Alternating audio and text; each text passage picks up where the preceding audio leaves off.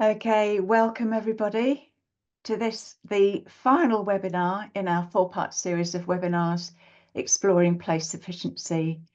I'm Wendy Russell. I'm a Senior Research Fellow at the University of Gloucestershire, and I'm going to be chairing today's webinar. Once again, it's lovely to see so many people here from across a range of professional sectors and across the world as well, and a special nod if you're joining us in the middle of the night from the other side of the world. As before, this is in webinar format, so your cameras and mics will be off and all the communication is through the chat. Ben and Mike from Ludicology will be monitoring the chat, and they'll be adding useful links in while the speakers are speaking, and they're also going to be curating questions for speakers. The Q&A session is at the end of all of the speakers. The webinar is being recorded, and you will be sent a link to the recording after the event, or just search YouTube for the Exploring Place Sufficiency channel, and I'm hoping that a link will magically appear to that channel in the chat soon. These webinars are funded by the University of Gloucestershire, supported by the team at Play Wales and Genero, for which we are very grateful, and they're curated by myself and Ben and Mike from Ludicology. We've been involved with place sufficiency in Wales since the beginning, well over 10 years ago now, either doing place sufficiency or research into place sufficiency. So just putting this webinar in its context as the fourth of four, the first webinar looked at the history and principles of place sufficiency. The second one at place sufficiency at a national level. The third one, place sufficiency at local government level. And this one looks at place sufficiency at neighbourhood level. Of course, these levels aren't entirely separate from each other. They're thoroughly intertwined, but there are considerations at each level that warrant separate exploration. Once again, we've got a brilliant lineup of speakers for you. The first two, Lauren Cole from Carmarthenshire County Council in Wales and Matluba Khan from Cardiff University, they're going to be talking about neighbourhood level research and action planning that they've been involved in. And the second two speakers will talk about neighbourhood level work in specific contexts.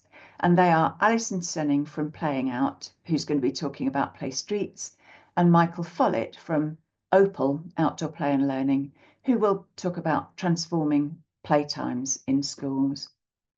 So without further ado, let's go straight to our first speaker.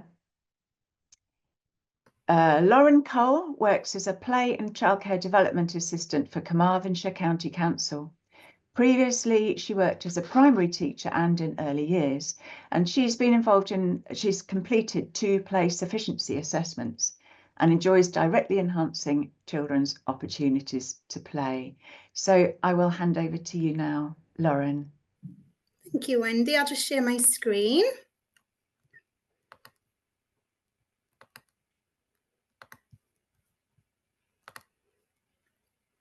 So hopefully you can all see that. Is that all okay for everybody? Lovely. Brilliant, thank you. So as Wendy said, my name is Lauren Cole and I work for Carmarthenshire County Council as a play and childcare development assistant. And today I'm going to be talking to you all about how we've been developing a neighbourhood response to the place sufficiency duty in Carmarthenshire. Sorry, it's not going. There we go. So we're going to be covering these aspects during the presentation, looking at the purpose of the research and the research area, the methods and those involved, the results, a community concept plan that was designed, and then looking at what's happened after the research has been completed. So in the summer of 2023, the University of Gloucestershire invited Carmarthenshire County Council to participate in a research study. The aim of this study was to pilot and evaluate a mentoring package to support local authorities in developing a neighbourhood level response to the Welsh place sufficiency duty. And we worked in close partnership with Mike from Ludicology, who mentored us in designing, implementing, analysing and acting upon this hyperlocal research. So the purpose of the research from our perspective was to engage with residents, including children, so that we could have a better understanding of the realities of living within a particular neighbourhood and what either supports or constrains children's opportunities to play there. Then to develop a plan to address the unique needs and challenges of the neighbourhood, and then to inform the work being undertaken by the Transforming Teesha project. So the research area sits within Llanelli's Teesha ward, and that's highlighted in green on the map. And this area consists of a primary school, a family centre, a small park with some fixed playground equipment and a dog park. And it's mostly made up of kind of terrace houses with alleyways behind. So Teesha, the ward, has been identified as one of the most deprived areas in Wales, with both socio-economic and environmental challenges. It's currently the focus of a multi-million-pound regeneration project that's set to transform the area. And this is looking at building new housing and facilities, as well as improving the environment and tackling crime and antisocial behaviour. The Transforming Teesha project looks at addressing challenges residents and businesses face through consultation. And the reason we chose this small research area was hopefully to inform the work being undertaken throughout this project. So to capture the community's views, we employed both quantitative and qualitative methods, gathering data through surveys, observations, focus groups and workshops. And hopefully by using these multiple research methods, this increased our confidence in our findings and hopefully therefore in our response to them. And it helped us to build up a real picture of, a real rich picture of what it's really like for children playing in this neighbourhood at this particular time. We conducted spatial audits, children's surveys with children from primary and secondary schools, parent surveys, children's focus groups, again with children from primary and a secondary school, as well as children parent focus groups. So I'm just going to give a really kind of like brief overview of some of the results. So starting with one of the focus groups where we asked children to write down their ideas about what play is, what play isn't, and why it matters to them. So we had 6 common themes emerged here, which are listed on the screen. So children said that play needed to involve physical activity. It was about having freedom and not being told what to do. It was about being with friends and hanging out. It was time for fun and having a laugh and joking about. They understood and recognised the importance that play played on their mental health and their physical health and how it made them feel. And they identified that there were many ways and many places to play. So we also started the adult focus group by asking them about their own experiences playing as children. And the stories that they told us shared kind of similar characteristics with the children's accounts of playing, although often with like a greater sense of freedom, of adventure. And they spoke about how their children's opportunities to play were more restricted now. From the surveys we conducted with primary and secondary school pupils, we had 150 responses in total. 24 were from primary school aged children inside the research neighbourhood. 16 were from outside, from primary school children. 17 were from secondary school children inside the research neighbourhood, and then 93 from secondary school children from outside the neighbourhood. And when we look at the graphs in a little bit more detail, you'll see those kind of categories. So although the main focus is on children living in the research area, the responses from children living outside of the research area, but still locally within Teesha, did offer opportunities for comparisons. And even though the number of responses from within the research neighbourhood was small, we must, still remember that their experiences remain valid. So the first graph we're going to take a look at is looking at how often children play or hang out with their friends. So over 68% of the primary school age children living inside the research area reported that they hardly ever or don't play out. And then this compared to the 38% of the primary school age children living outside the research area. And then this trend continued at the secondary level, with more children inside the research area reporting limited outdoor play compared to outside. Responses from parents and carers suggested that percentages may even be higher, with 55% reporting that their children hardly ever or don't play out. And obviously this is in stark contrast to what we were hearing, what parents were reporting about their own experience of playing out as children. The next graph looks at if children can play out without adult accompaniment. And 42% of children aged 9 to 11, so those primary school children living inside the research area, reported not being able to play out without adult accompaniment. And this is higher than the percentages for the same age children outside the research area and for all the secondary age children. And 57% of parents also reported that their children are not allowed to go out to play without an adult. When it comes to the range of places children can play in a primary school in the research area neighbourhood, again, they were less satisfied compared to the same age children living outside the area and the secondary age children. And this was likely due to the degree of freedom these children are afforded and their associated roaming distances. So those with the greatest freedom of movement can access more spaces for play and are therefore more satisfied with the range of places that they can play in.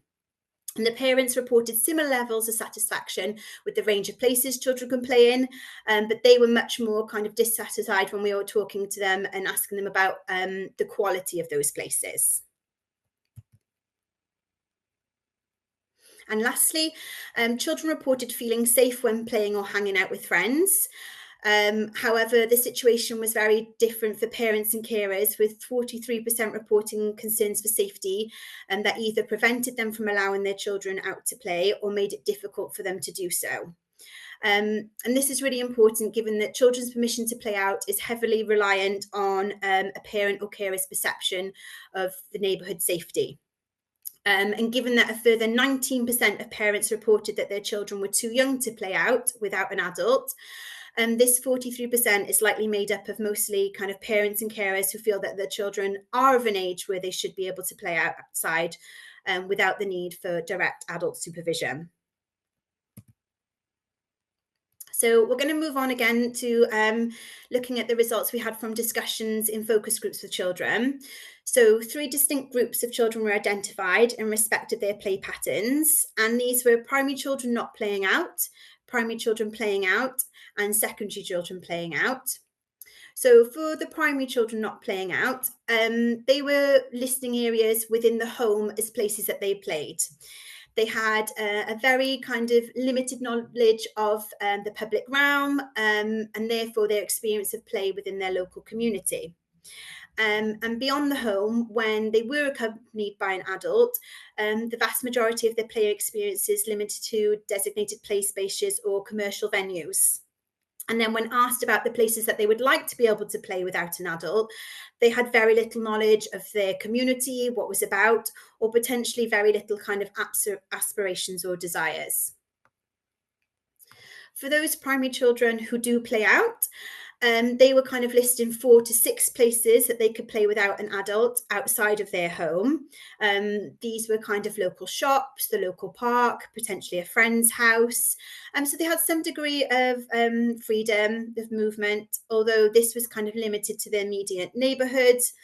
And they did really play out after school. Most of the play happened at weekends and most of the time during the summer months as well. And then for the secondary school pupils, they had a wide range of freedom of movement. They were roaming across their local area, visiting lots of different locations, but also further afield. And they were able to identify up to 11 places that they would visit without an adult. So when we then asked these children what prevented them from playing out, the following issues were raised.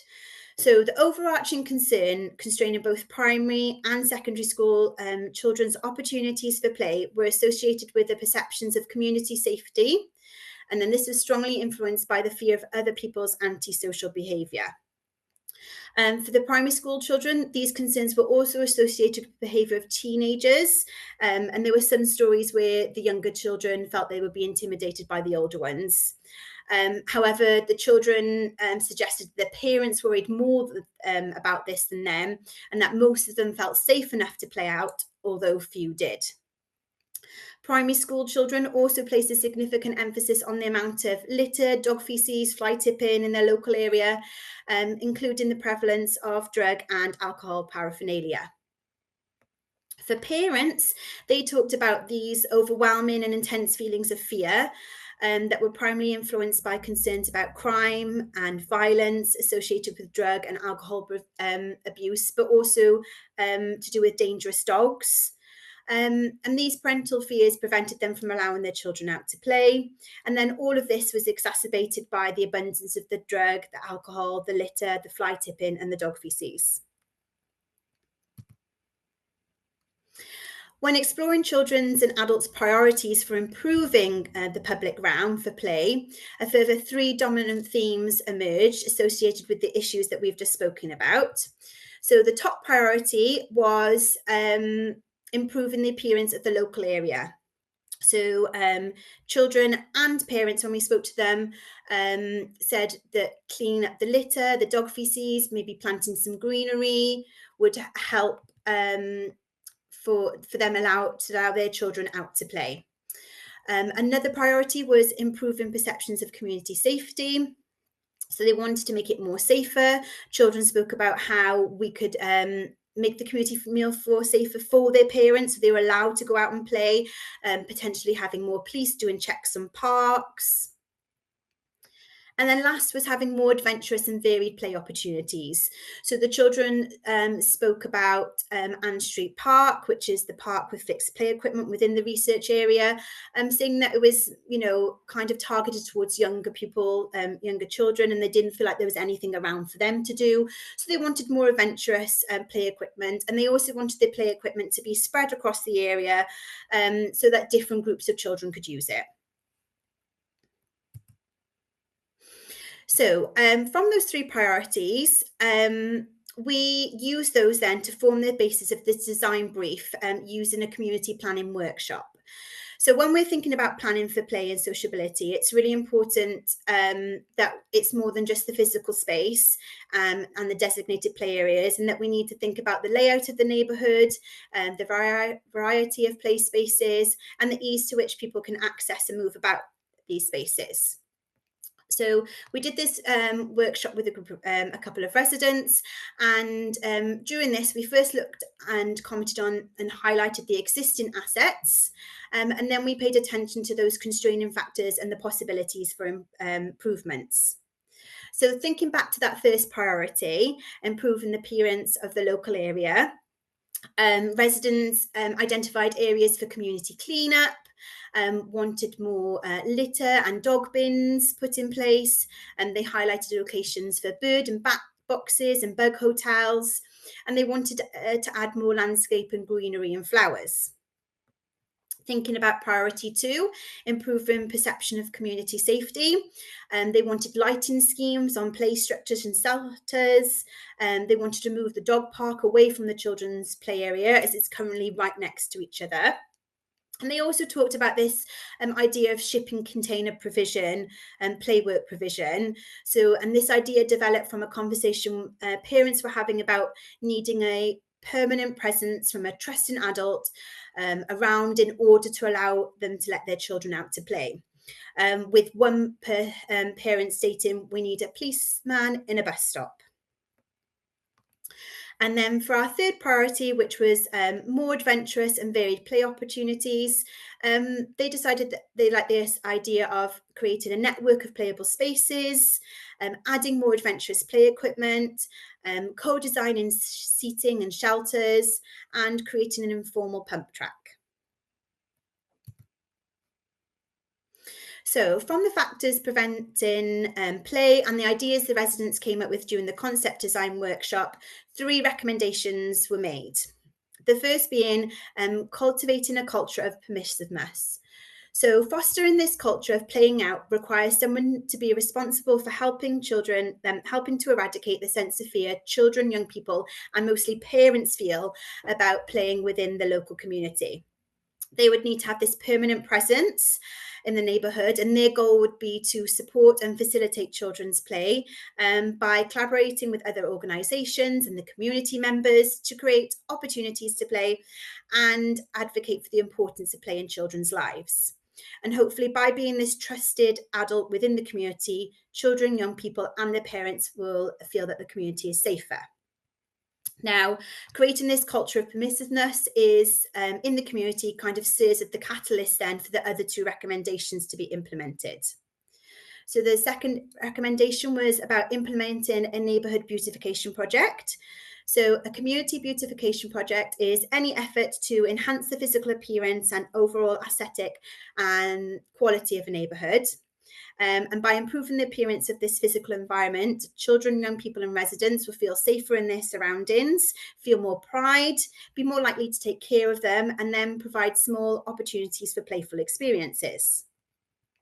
And the last one was develop a network of playable spaces, to create a network of low cost and low maintenance playable spaces in several areas across the neighbourhood. And this network of playable opportunities would need to seamlessly integrate into the neighbourhood and include a diverse range of play experiences.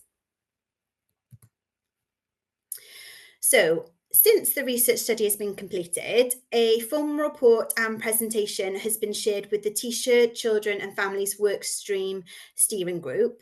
And this is a group that consists of local authority officers as well as local stakeholders, and they come together to share work that they're doing within T-shirt to support children and families. So once these findings were presented, this has led to several projects being developed. So the first was all about enhancing the green spaces. So our local Places for Nature officer used Welsh Government Local Places for Nature grant funding to enhance green spaces by tree planting hedgerows, putting habitat boxes. So we had bat and bird boxes, and planting wildflower sites, but also creating an installation of these vertical and horizontal logs for habitat value, but also then to encourage playfulness. And this was in collaboration with housing, the Transforming T-shirt team, grounds maintenance and myself.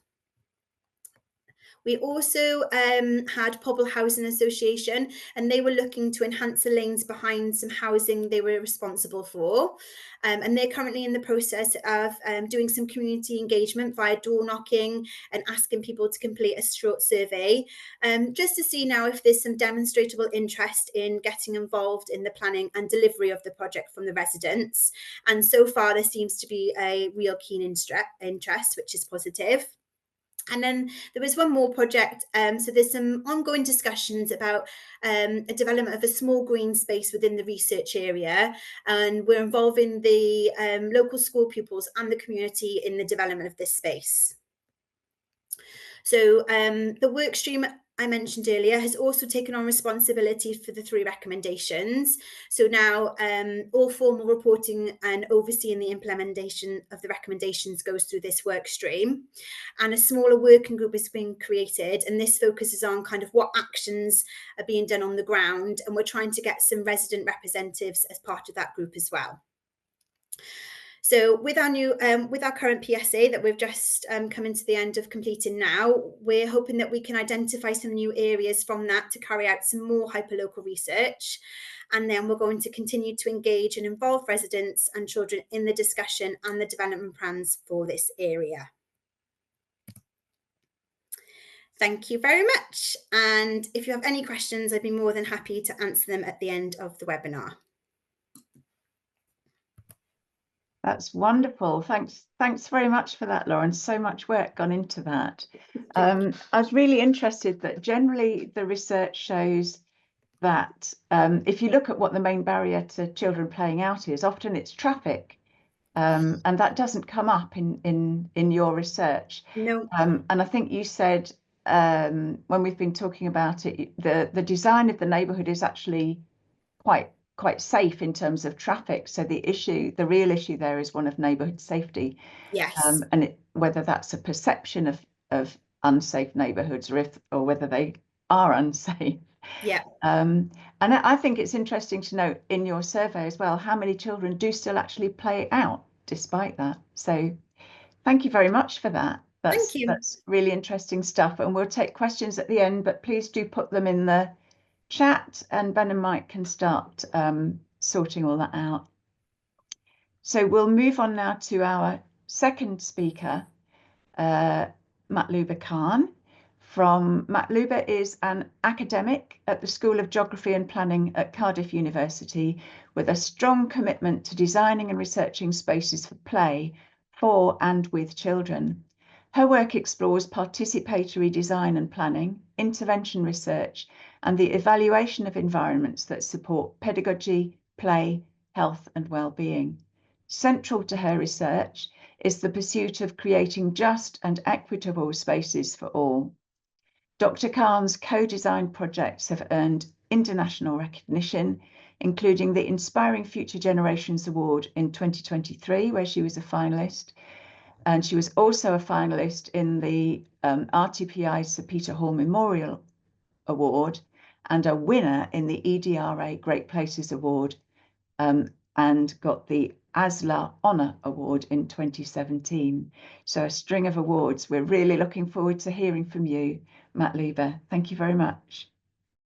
Thank you, Wendy. Good afternoon, everyone, and thank you very much for the opportunity to present here today. As you may have guessed, I'm trained as an architect, and I later expanded my expertise to become a landscape architect and urban designer. So this portrait of me was drawn by my father, a passionate and dedicated teacher. And at the beginning of my research career, I focused on the design of educational buildings and outdoor learning environments that support play and pedagogy. And over time, I expanded to include neighborhood and regional scales. So today, my talk will focus on designing neighborhoods that support play sufficiency, drawing on co-design research with children and young people. Now, why co-design research with children and young people? Because children and young people engage with space differently than adults. They interpret spaces through what they can do in them rather than how those spaces look like. Now, this symbolic and functional perspective should inform how we design play environments and how planners and designers approach the design of urban environments. Yet urban design often overlooks children's needs and often restricting them to designated spaces for play. Playgrounds are standardized and cater most times only a specific age group and predominantly the primary school-aged children. And the access to playgrounds is also unequal, particularly in lower income neighborhoods where there are kind of more low quality standardized playgrounds than more wealthier neighborhoods. And this highlights a need for more integrated, equity-driven and place-based approach to understanding place sufficiency in planning and design. I mentioned that I started co-designing with children at micro scale at school levels. And in 2014-15, I worked on a school playground in Bangladesh with children, teachers, local architects, architecture students, and wider community. So school playgrounds in Bangladesh, they're open to public beyond the school hours. So they work as a community open space for children and young people. And in most cases, this is a barren, unsurfaced ground which only cater for certain play needs. And I used creative methods, collective drawing, model making exercise, and focus groups with children and young people to explore children's experiences, which helped inform a more inclusive and engaging design. Teachers and parents were actively involved. We aligned play design with educational goals by identifying outdoor learning opportunities during the design process. and local craftspeople built the playground, many of whom were family members of students. And this helped create ownership and ensured the design was culturally and materially appropriate. Now, this research that won multiple awards some time ago highlights the importance of co-design with children and local communities in outdoor spaces. The findings also suggested that children who participated in building and using their school grounds for pedagogy and play, for learning and play, performed significantly better academically compared to a control school. Behavior mapping helped me assess the usage of the school grounds. Before intervention, play was limited and gender biased. Mostly the grounds was mostly used by boys playing football and other kind of more organized sports, with girls more kind of were using the periphery of the school ground. After intervention, the activity diversity and inclusiveness improved. The behavior mapping clearly showed a shift, greater engagement, and more balanced participation among boys and girls across the redesigned space. And you see here that the color and the type of the color determines the type of activity, and it's there are triangles that shows girls activities and circles that shows boys activities, and there are more girls in the school grounds after the intervention. And I built on this project and later on expanded this co-design approach to the neighborhood level, working with colleagues from Cardiff University and also different partner institutes. Now, starting in Grangetown, Cardiff, we co-created neighborhood plans with children for Bute Town and Clanation in Wales, Ryer Bazaar in Dhaka, and more recently in Basoli in Brazil. And so how do we assess play sufficiency at neighborhood levels? This could include involve multiple methods. Lauren was also mentioning about multiple methods involved in the neighborhood level. And this could include surveys with parents and caregivers, observation of public spaces, workshops with children, and stakeholder interviews to build more inclusive community plans. I'd perhaps only share kind of some headlines of some of the findings. Now, surveys with parents and caregivers aimed at understanding their perceptions of barriers, because most times they determine whether children would go out to play or not, revealed that many children are not allowed to play outdoors independently. And this is, I'm talking about the context of Ryer Bazaar in Dhaka, Bangladesh.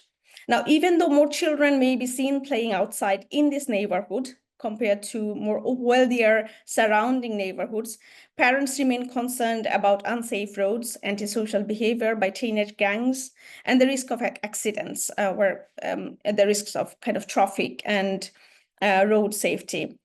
And it is interesting that how the safety concerns, the neighborhood safety concerns, kind of quite align with what Lauren was sharing in the context of Tisha. However, this also highlights the importance of addressing both spatial and social barriers to play. We observed both formal and informal play spaces to understand where children actually play, what they play, and to notice what is absent, who is not playing there, and why that might be the case. And this method is intended to complement and not replace listening to children's voices, because many times certain places offer value to children, but not necessarily those places are used for play or playful activities. Now, children often make use of informal play spaces such as alleyways and dead-end streets, and these areas are frequently overlooked by planners, but play a crucial role in children's everyday play experiences. And in terms of co-creation workshops, our process includes 4 steps: current mapping, what is there existing, walking interviews, visioning future spaces, and identifying priorities. And this ensures a comprehensive understanding of children's needs. So in the first session, children mapped in all of these contexts how they currently use their neighborhood, including emotional and spatial associations with specific places. Working interviews allowed children to share grounded, site-specific insights often don't surface in classroom and indoor-based discussions. And children then co-designed their future neighborhoods, creating manifestos, overview plans, and physical models of desired changes. And we concluded by setting priorities for change. Children helped identify what should happen immediately, what could wait a few years based on their lived experiences. And this is particularly an important exercise because often children's ideas are taken into consideration based on how these align with priorities of the adults or adult planners and designers. We also used an urban room model, a condensed multi-station format to engage large number of children in shorter timeframes. So these were 4 different specific stations where children could engage in the same activities in a shorter period of time. And it could take a lot of time actually to get into the detail of the findings that we got from all of these different neighborhoods. I'll perhaps give some kind of key headlines. So in different neighborhoods, mapping revealed complex feelings and mixed feelings about different spaces. You would see that green spaces have both here, we used a traffic light mapping where you'll see that green spaces have both green dots, which are places that are marked as safe, amber, which are somewhat safe, and red, where there are lots of restrictions for children. And it's because that despite green spaces offer children some social value, they highlighted the lack of play facilities in these parks and the absence of age and gender inclusive equipment and services there. They also highlighted some of the spaces being quite encouraging more kind of antisocial activities within the green spaces. Children and young people also highlighted the spaces that are beyond the designated spaces for play. They identified the areas that are quite traffic heavy, which are the alleyways that are quite dangerous to navigate. And this varies across different neighborhoods, with some neighborhoods are comparatively safer than others. And we analyzed and grouped children's ideas into different themes. In Grangetown, safe and clean emerged as a single theme, but in Ryer Bazaar here, you could see that due to heightened concerns about antisocial behavior, pollution, and cleanliness, these issues required separate attention. Children expressed holistic concerns, not just for themselves, but for older adults within the community, including girls and disabled peers. It is important to note that these themes are not mutually exclusive. However, we have attempted to distinguish them in order to better navigate the extensive range of ideas shared by the children.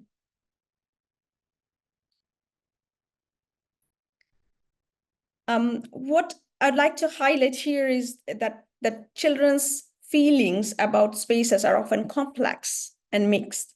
And it is important to understand why that is the case.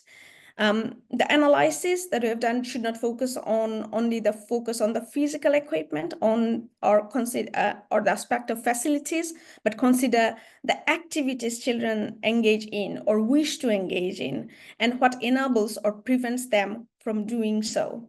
So our analysis focused on what children wanted to do and what should be there to enable them to do it. So in areas like Grangetown and Ryer Bazaar, children spoke openly about issues such as drugs, crime, and unsafe alleyways.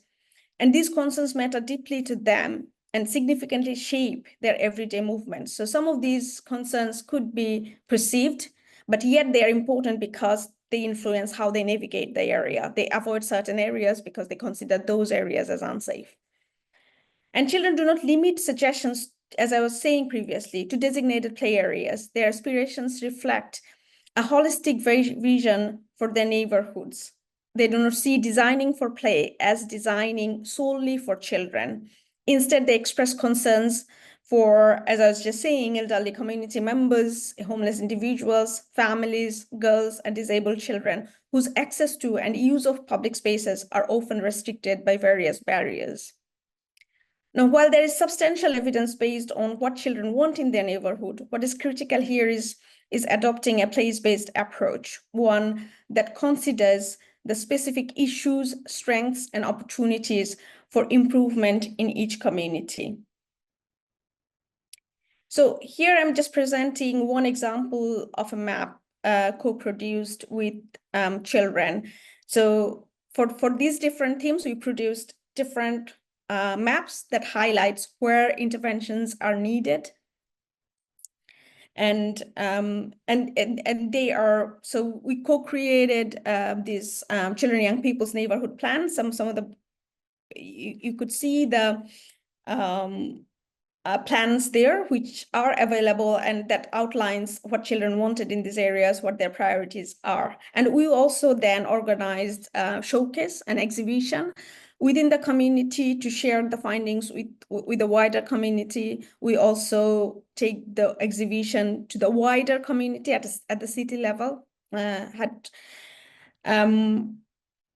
And we produce this output as in a legible and manner which can be accessible by all the policymakers, parents, and children themselves. And so children are the protagonists here. And building on these projects, we also supported children sharing their insights through digital mapping tools such as UMap as part of the public map platform project that's currently ongoing, led by the University of Cambridge. And this initiative aims to make children's input accessible to planners and policymakers through the mapping platform, helping to inform and support decision-making. And we also built projects on the priorities identified by children. In Cardiff, our Har Parks project focused on gender-inclusive design, which was identified as a priority in Grangetown. And behavior mapping and co-design with girls led to suggestions for improvements in park use, safety, and accessibility. So here, in this project, girls engaged in co-designing 5 or 6 parks in the context of Cardiff, where they identified that, so what features should be there, what facilities should be there that can enable them to use and access these parks in a safe manner. Now, participatory mapping has its limitations. We approach the views shared by children with critical lens and use complementary methods to develop a more comprehensive understanding. Mapping can often be flat and silent on the social context or the implication of its own creation. So we always complement maps through the critical qualitative reflections and discussions. Now, it is also essential to ask whose voices are being heard in producing these maps and how we might inadvertently exclude or oversimplify complex spatial narratives. Now, in terms of what has happened afterwards, that we have worked closely with local authorities on most of these projects since their inception. We asked the authorities to respond to the children and young people's plans, what has happened so far, what is currently in place, and what is planned for the future. And we continue to collaborate with local authorities and are currently discussing how to embed co-design into planning processes to contribute to supplementary planning guidances or documents or place strategies, and policy responses or practical toolkits for broader application. Now, we always approached community engagement with a focus on sustainability. And this is often challenging as the limited timeframe of research project funding can restrict long-term engagement. The toolkit that has been piloted in these 3 different country contexts resulted in context-specific and culturally appropriate responses. And this can support planners, designers, play workers, youth workers, and teachers and researchers in applying the toolkit effectively and driving meaningful change.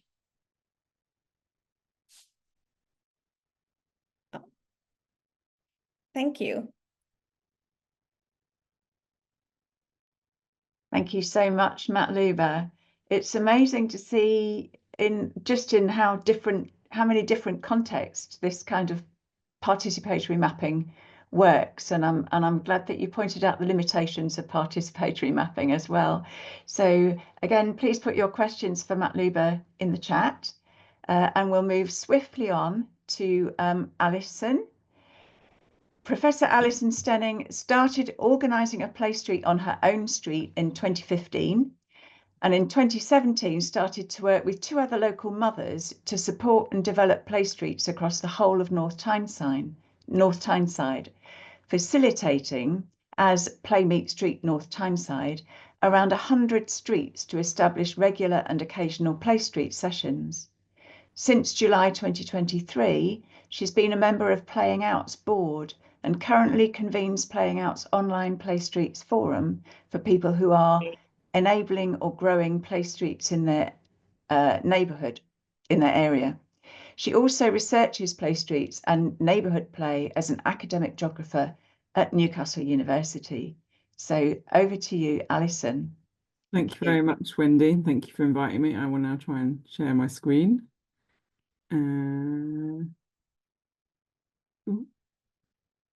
Is that looking okay? That's lovely. Thanks, Alison. Brilliant, thank you.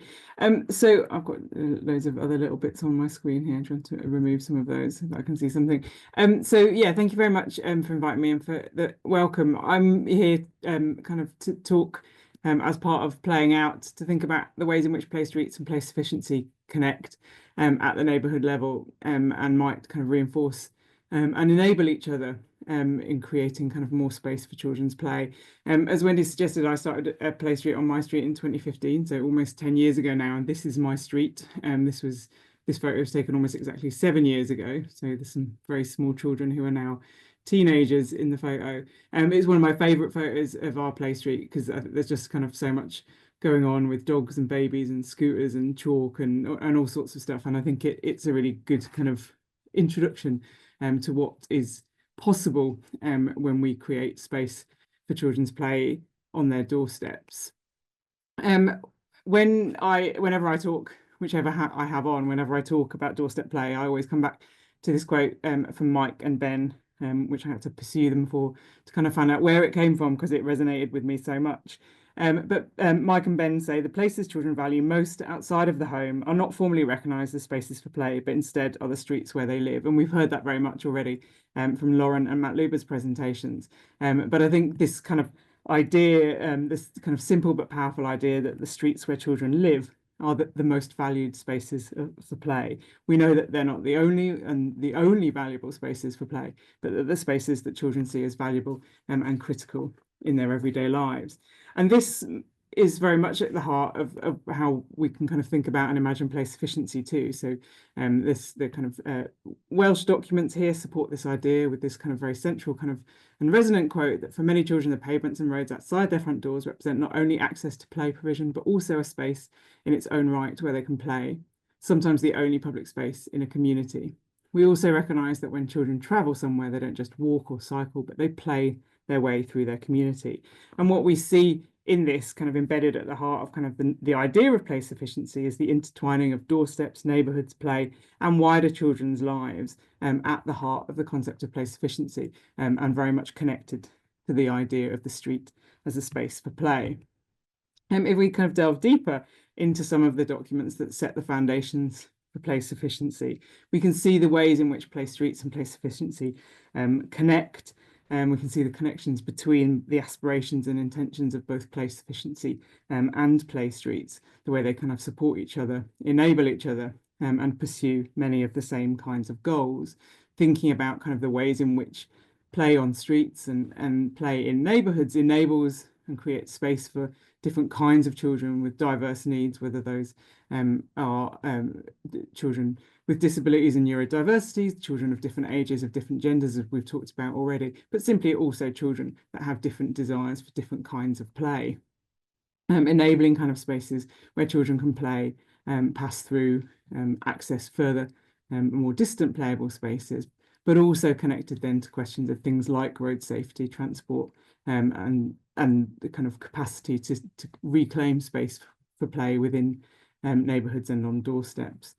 And very much linked then to these kind of wider spheres of community engagement and participation, and the connection to wider policy and implementation agendas. And I'll come back to some of these as I go through. But to kind of step back and think about a bit of background to Playing Out as an organisation and Play Streets as a movement and a model. Playing Out as an organisation, or the idea, I guess, of Playing Out at that point, was initiated by two mothers, Alice Ferguson and Amy Rose, on one street in Bristol in 2019. Alice and Amy were keen to enable their children to have the opportunities to play on their doorsteps that they had growing up, and started with this very simple idea that you didn't really need to necessarily add anything to a street to enable children to play on it, but you needed to take something away: traffic and the threat of moving cars. So this very simple idea grew very rapidly across Bristol and beyond, such that Playing Out was established as a community interest company in 2011, and in that context worked with Bristol City Council to launch the Temporary Play Street Order, the kind of legal structure that's enabled not only streets in Bristol, but increasingly across the country, to open their streets for play for up to 3 hours a week. And from that point, Playing Out started to develop as a hub for residents in Bristol and beyond, growing the national grassroots movement, resident-led, community-led, to enable more and more children and their families and their wider communities to play out on their doorsteps. By August 2024, over 1,650 street communities have played out in more than 100 different local authority areas across the UK. And this idea, this principle, this model has spread beyond the UK too. In the last year or so, Playing Out's shifted its focus away from directly supporting Play Streets and Play Streets activators to think much more broadly. That was always the intention, but kind of more explicitly and more in a more focused way, to think about a wider vision for all children to be free to play out near their home anytime, every day, for their health, well-being and sense of belonging. And at the heart of kind of the growth of Playing Out was the Play Streets model. So it was, as Alice and Amy suggested, a very simple model, which was about removing something rather than necessarily having to kind of invent or intervene in a whole variety of different ways. It's quite simply putting up signs, as you can see in this picture here, to prevent through traffic. These are resident-led and resident-organised events, moments, occasions, short regular road closures that enable children to occupy the road for play. And that play is very much free child-led play. There isn't often or usually a sense of kind of organised or structured play. Children bring toys, games, whatever they want from their homes, share toys and games with each other, but rarely kind of in a structured and organised way. There's no provision of kind of activities. There are in some cases, but largely no provision of kind of structured activities. It's just opening a space for play and inviting children to bring what they choose. All neighbours are consulted and included, and we've got lots of research which explores the ways in which different kinds of residents and different kinds of neighbours are included, including those without young children. The road is legally and safely closed to through traffic and stewarded by residents, such that cars belonging to people who live on the street can continue to access the street, but must do so at a walking pace, following a resident when the street has been cleared of children. The intention is that these are kind of simple, normal occasions. They're not street parties, though they sometimes might veer into feeling a bit like a party. The Play Streets model rests on a kind of wider local area model that kind of we've thought about and put together as Playing Out, reflecting on how the model has spread and how the model has been supported across the UK and beyond. Kind of proposes, if you like, a kind of an ecology of actors from the street to the community, the council, and wider political, financial, legal and governmental spheres as well. So you can see the relationship here from Playing Out in supporting area activators, but also supporting local authorities with Play Street policies, permissions and supports, enabling residents to initiate, organise and sustain their play streets, and using different kinds of sources and supports through kind of media, financial support, and local Play Streets networks offered there, both by local organisations, voluntary and community groups, but also by local authorities and by local authority officers, by housing associations and other different kind of groups and organisations working within communities, working within neighbourhoods. And the local area model itself is supported by the Play Streets Forum, which I coordinate for those working to enable play streets in their areas. And we have over 100 kind of participants who varyingly attend the Play Streets Forum, coming from all of these kind of different spheres identified in the local area model. So local authority officers, people from housing associations, people from community and voluntary groups, and people kind of supporting play streets in their neighbourhoods and local areas in a whole variety of different ways. And the Play Streets model then enables, we believe, all sorts of things. And I think sometimes we kind of get kind of caught up in thinking about kind of some of the kind of impactful and measurable reflections on kind of what play and play streets in this context can enable and facilitate in communities. So I just wanted to start my discussion of kind of the impacts and the kind of the value of play streets by thinking about some of the particular affordances of play streets. As the quote that I used from Ben and Mike at the beginning suggested, children value this space on their doorsteps, and it's quite clear that perhaps one of the reasons why they value those spaces so much is because these spaces afford such a wide variety of kind of forms and kind of versions of play. Children, yeah, we can kind of surmise, I guess, that yes, that kind of valuing, the value that children have, the value that children kind of see in their doorsteps is a result of these affordances. And this is just a list of the kinds of activities and forms of play that were documented by parents on North Tyneside Play Streets in 2022. So I asked all of our organisers in North Tyneside what kinds of play they'd witnessed over the years on the play streets, on their streets, how they'd seen their children, their neighbours' children playing.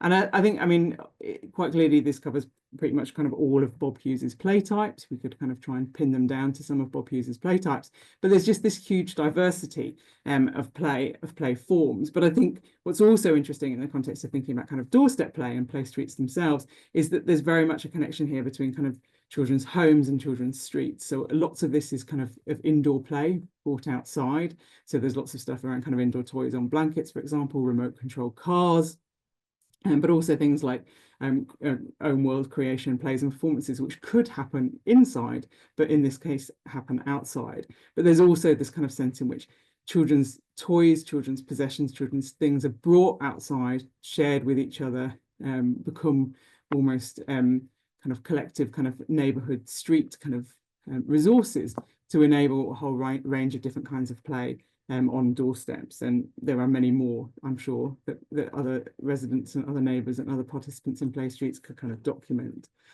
But beyond and perhaps through these diversities and affordances of play, we can also document, and we have done through work with Playing Out over the last 10 years and more, some of the kind of more, I guess, measurable and identifiable impact of play streets, which underline their value, not just in children's lives, but in the kind of wider sense of community and neighbourhood life, and where that kind of might take residents, neighbours beyond the spaces of play. So we see some really strong evidence around physical activity, mental health and well-being, and these are very convincing sets of evidence that document quite how important the people who are involved in play streets see their play streets are in terms of supporting their children's physical activity, mental health and well-being in particular, but also then this connection to a wider sense of community and belonging, that over 80% of respondents felt the street was safer and friendlier, that they got to know more people on their street as a result of play streets.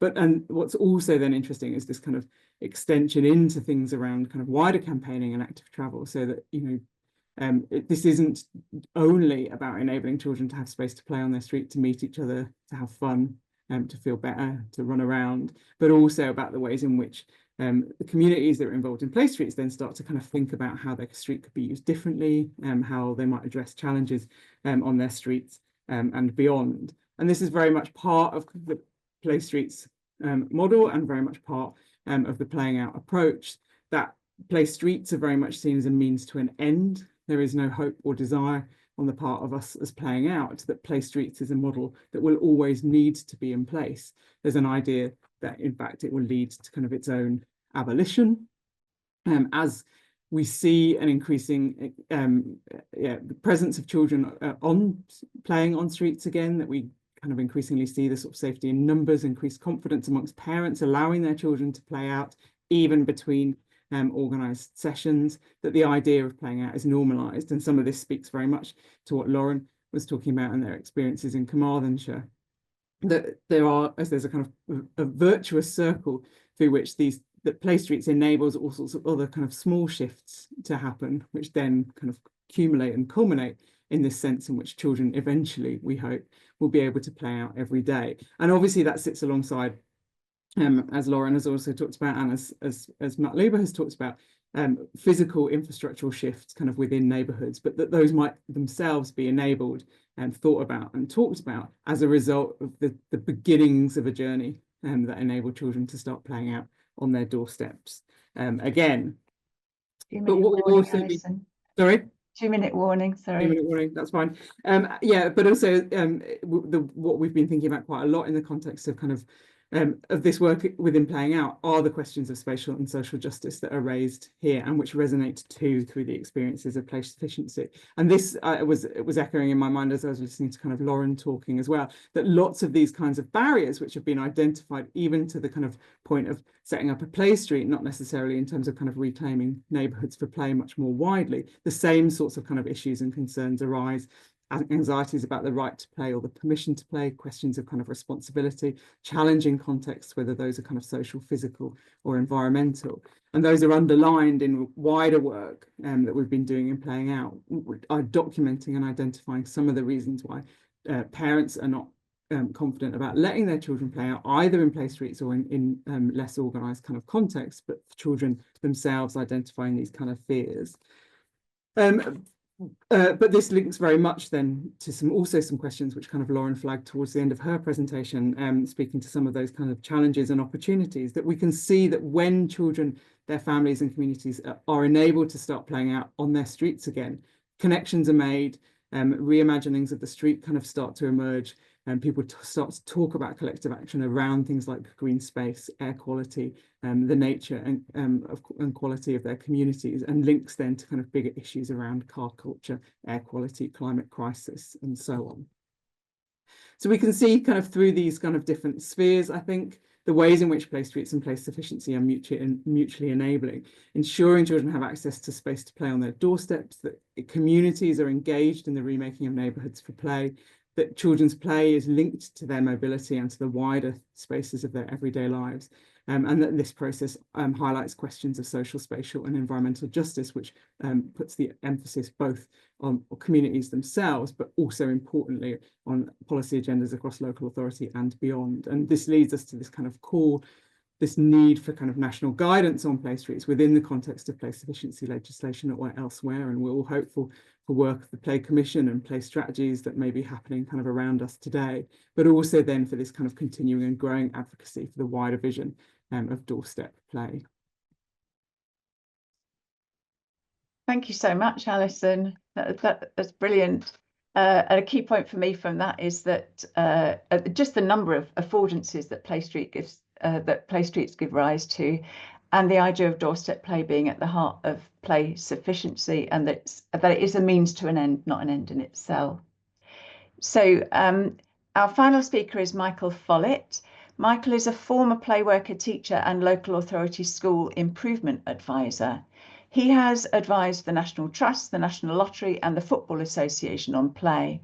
And in 2011, he founded OPAL Community Interest Company to support primary schools in the UK to transform their playtimes.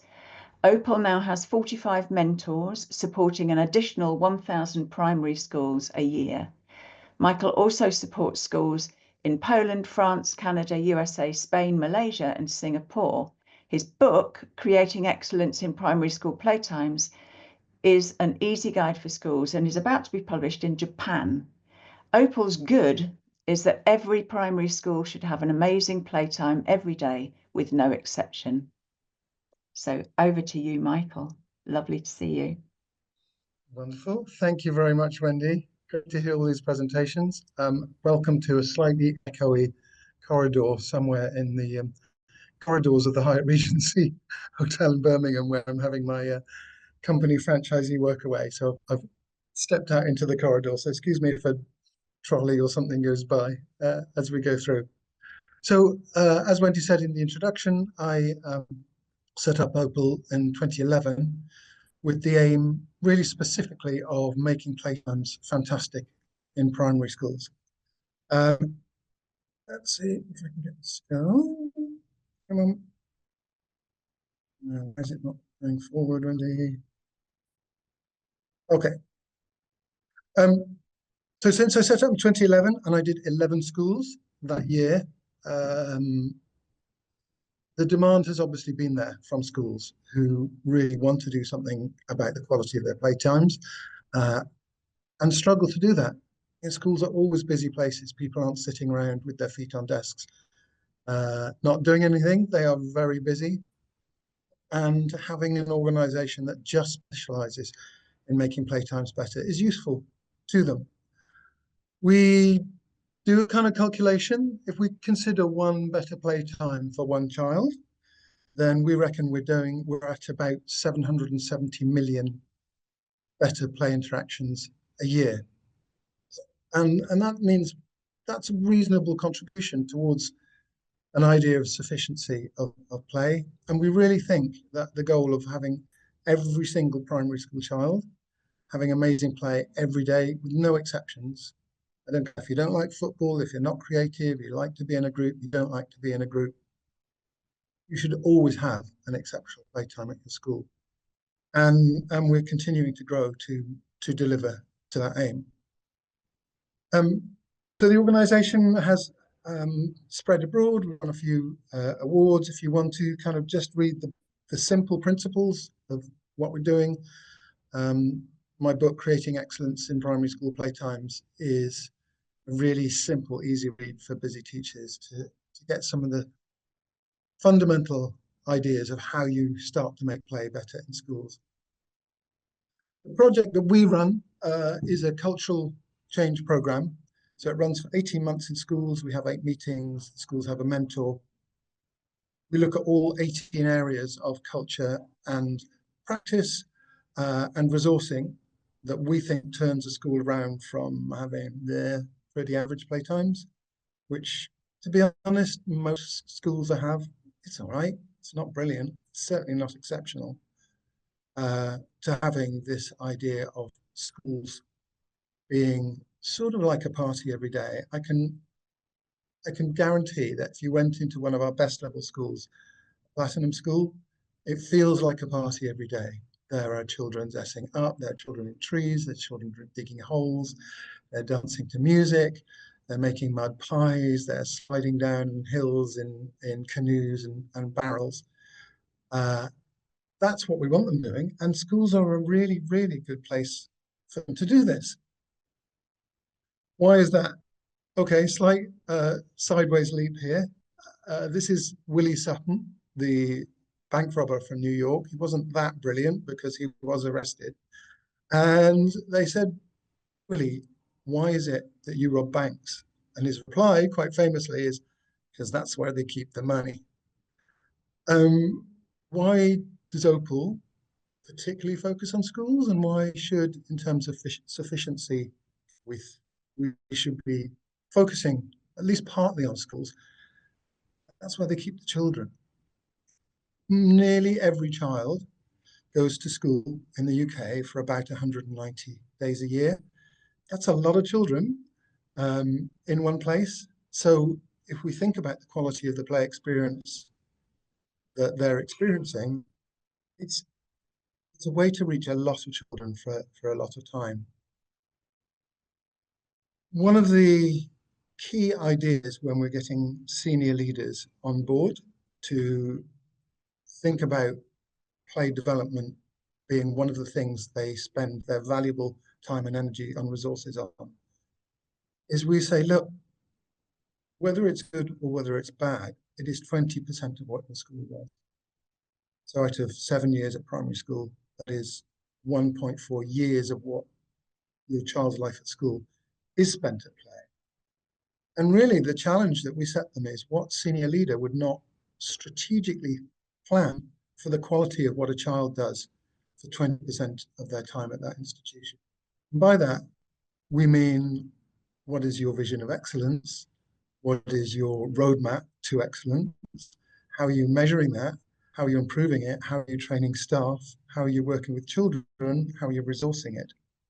And this particular statistic really does challenge head teachers, because they kind of sit back and go, wow, you're right. You know, we've always known that our playtimes weren't very good. And nothing in a school gets better by chance. Nothing gets better accidentally. We give the schools the methodology, the methods, the structures, the staffing structures, the plans, so that they get the idea that this is like improving a curricular area. And we call OPAL a school improvement program, really, because it's about improving the whole school. I just got back from 3.5 weeks in San Francisco, and we were staying in a nice neighborhood called Potrero Hill. And I was walking past Daniel Webster Elementary School, which was just down the road from where we were staying. This was on a Saturday afternoon, and there was this little cloth thing posted on the gate, welcome all. And there was a sign next to it saying, please come in, use our school grounds, play with the tires, play with the bikes, play in the sandpit, and look after our stuff. And it really drove home to me that we have this huge thing about locking our schools up and separating from the community. And we think of America as being this very litigious place where you couldn't possibly do this. And here was the elementary school just literally across the road from where I'm staying. And I saw children in there playing for an hour or so after school, bringing their friends along. And what was surprising is it was fine. They didn't seem to worry about people smashing the stuff up or stealing it.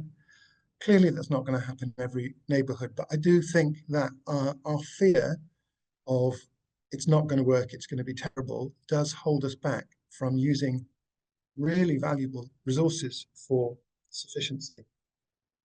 Another model, we did quite a lot of work in Canada with the Toronto District Education Board. And I was very interested to find out that legally, the school grounds in Toronto transfer from the education department to the parks department at 3 o'clock. And so the liability and the insurance and the checking of it and everything passes over. And that way they are able to include their school grounds in the idea of sufficient play in their neighborhoods for their children. I also challenge our schools to think about,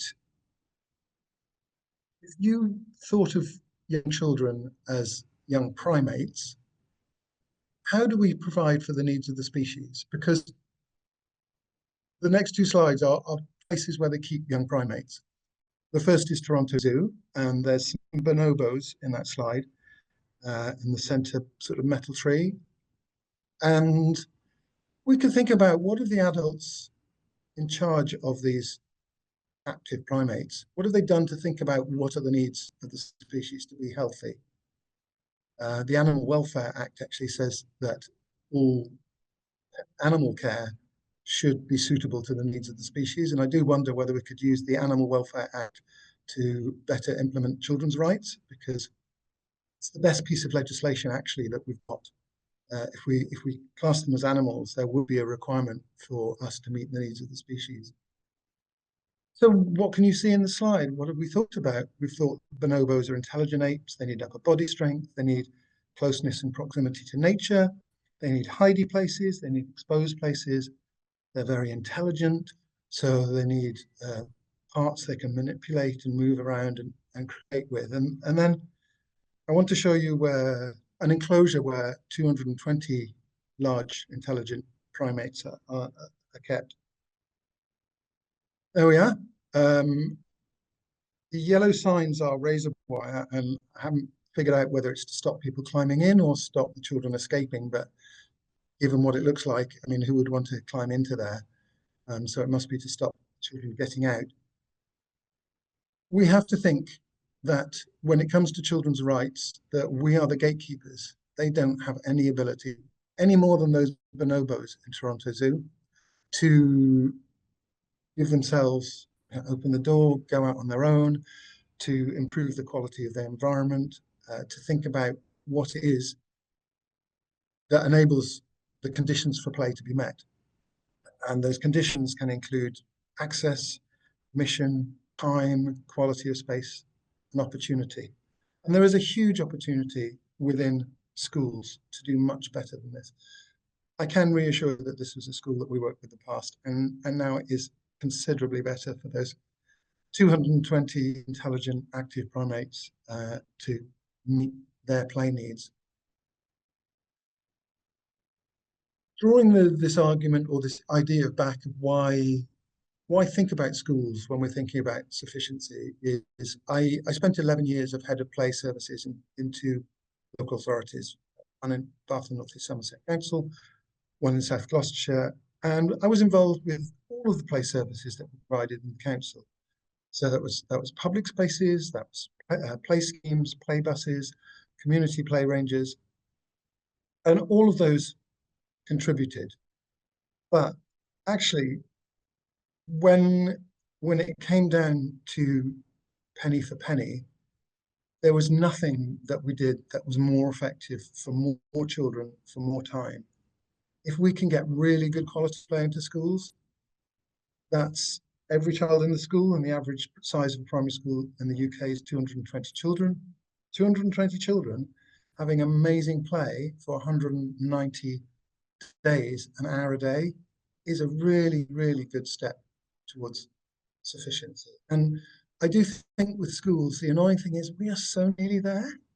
They've got spaces. A lot of time they have got lovely spaces. They're not like that concrete yard. Schools are the owners of some amazing spaces. Often they do have the culture that understands children and children's needs. They have the time. They have about an hour a day, 40 minutes to an hour a day that is nominally called playtime. We can create the permissions and acceptances that mean that children can overcome the barriers to play. At OPAL, we nickname them hurty and dirty, because those are the two big barriers. And the good thing about fenced schools is actually resources, that these are environments where we can introduce both natural and fabricated loose parts, which is fantastic for children's play. So it's not about investing in very expensive play equipment, which is fairly limited in terms of the number of play types that it meets. I think the problems are what we focus on too much. Who's ensuring it? Where does the buck stop? Is it going to create a mess in the school grounds? Who's going to supervise it? I'll give you a 3-minute warning, Michael, sorry. 3-minute warning. Thank you. That's fine. That's fine. Is there going to be damage? The idea of children's play sufficiency, schools are a fantastic place because we're nearly there. We're so nearly there. We just need to be a little bit of a push. This is one of my schools in Bristol that's been doing play successfully for 12 years. So we're on the second generation of children who've never known anything except play. Very much. Thank you so much for that. Such a good justification for why we should focus on play in schools, and just the massive impact that it can have and how it contributes to the idea of play sufficiency. And I love the idea of using the Animal Welfare Act to make the case. So thank you so much, Michael. If we can be joined by everybody else now, if you can reveal yourselves again, we will go into the question and answer session. What have we got, Ben and Mike? Okay. Oh, this was going to be a question for, I've got a question for Lauren and a question for Matluba. But oh, there's Lauren. Okay, so the question for Lauren about in the research that you were doing, were there any differences in terms of perceptions of boys or girls regarding that neighbourhood safety issue, or access to spaces, or their suggested improvements? Any kind of gender differences there? Yeah, no. So in terms of gender, the research didn't find any kind of substantial differences from the survey data. And when during the focus group, then when looking at children's perspectives on the current play spaces, the available play opportunities and the suggested improvements to the play environment, they were kind of all consistent across genders as well. Although I think we need to be mindful that, you know, there were very small focus groups. So I think the primary school one had 9 children in it. I can't remember off the top of my head, but I think it was kind of like 4 girls, 5 boys. So that, you know, we do need to be mindful of that. When talking to the secondary school pupils, especially some of the older girls, they did feel like they needed to take more precautions than boys when playing out to make them feel safe. So, you know, there might be potential, I guess, to have a look into that a little bit more with more children. Just to add to that as well, I remember being in that session, there's also that kind of practical issue of just the makeup of the focus group. So like the secondary school one had more of the teenage boys who were quite confident and arguably spoke out more than the girls. And we talked about afterwards that maybe there's something about doing work with children in friendship groups where they get to feel like they can really voice their opinions. Lovely, thank you. A question from Matluba. In the mapping workshops with children that you've done, is are the children involved kind of exposed to any examples of possibilities of, you know, more child-friendly environments to inform what they then conceptualize as a child-friendly space for them? Yeah, no, thank you for the question. I was just thinking, before delving onto that, can I also suggest my experiences around gender differences in the context that I worked? I just thought it would be relevant. As I think when we worked with Grangetown, we had a kind of we worked with more than 150 children, young people, and both boys and girls actually highlighted the challenges that girls and young women face in the community. So particularly girls, I was mentioning it was a priority that more safe spaces for girls and young women was a priority in the neighborhood. And this was something highlighted quite strongly in our work in Bangladesh as well, where parents generally do not allow girls outside because they're concerned about their safety in relation to sexual harassment and other concerns, along with other concerns that the spaces are not easily accessible or there are not features or facilities available for girls. Girls were particularly sharing about their unavailability of toilet facilities in the parks and public spaces, that they could not go beyond certain places. They were also, and in the context of Bangladesh, they're mentioning that, and also in Grangetown and Butetown as well, that the play spaces, they have sports equipment facilities or the sports courts, which are mostly accessible by boys or occupied by teenage boys, and girls do not have actually enough. So even though they want to engage in sport, like ball games like footballs or other, they're not enough, or they're mostly occupied by boys. So they wanted specific, either time-specific sports courts for girls, or wanted it open for girls for a certain period of time. So that's so just I'll be just building on that in the sense that the way we approached the co-creation of neighborhood plan is that it was very much grounded on what is in there.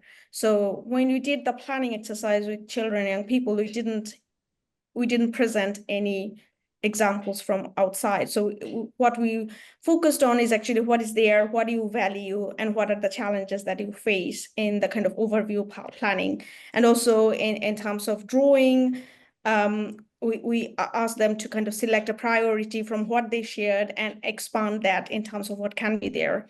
So which created a lot of interesting ideas around young people. We asked young people to develop a manifesto for the neighborhood if they are to go on an election, like what would be your manifesto, how you would like to improve it for children and young people, which created very interesting kind of responses and very insightful responses. But as we moved on from overview planning and design of individual part to the more specific design interventions, like, for example, parks. When we worked with girls, we then shared, we used mood boards and collages. So we used different elements from different parts and asked them to kind of see how these elements make them feel, how they could incorporate those in their design. Now, being an urban design academic, I'm very cautious about sharing examples because I could see always my students, even though they kind of copying what we share. In the context with the when we move on to the design phase, we actually try to encourage children and young people to think about what could be kind of quite creative. Which we ask them to think about the forms and spaces and colors. So we try to encourage their inner creativity in different ways before actually sharing any example, because those examples will be set in specific contexts and in specific and influenced by cultural and social factors. So we always use examples quite cautiously so that doesn't influence views in many ways. Yeah. Brilliant, thank you, Matluba. That's excellent. Wendy, we're on One to more. What, time for one more? Time for a quick one. Okay, quick one for Alison then. Beyond establishing a formally adopted policy on play streets and streamlining the application process, and you mentioned a bit on this, but what more do you think local authorities could do to support the creation of play streets?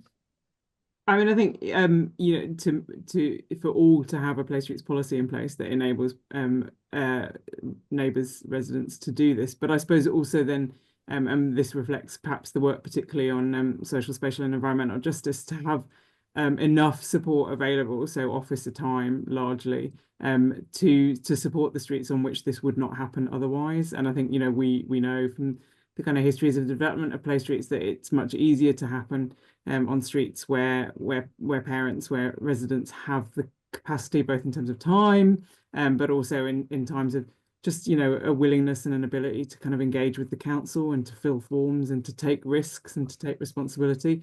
And I think in circumstances which are often the ones in which there is a greater need for more neighbourhood space for play, you know, in the work that we've done together in Leeds, this kind of sense in which we know what stops residents getting involved in, well, we know some of what stops residents getting involved in play streets. And so that question of kind of local authorities being prepared to take on some of the risk and responsibility to kind of, you know, support residents as they go through this process, to kind of navigate and negotiate some of the kind of conflicts that might arise on streets, either amongst residents or with institutional neighbours, and that those are the sorts of things that are absolutely critical in supporting play streets, particularly in communities facing greater disadvantage.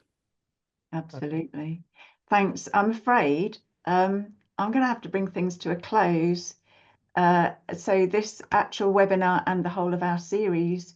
So a massive thank you again to the University of Gloucestershire for funding, and to Play Wales and Genero for supporting, to Mike and Ben for curating all the stuff that's going on in the chat, and of course to the brilliant speakers that we've had today, and for all of the other webinars, and to all the people who've contributed as well, who've been here and listened and asked questions.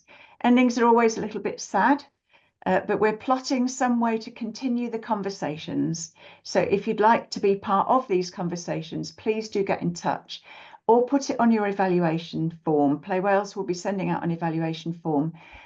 Put it on that in the last final box, and remember to give us your email, otherwise we don't know who to contact.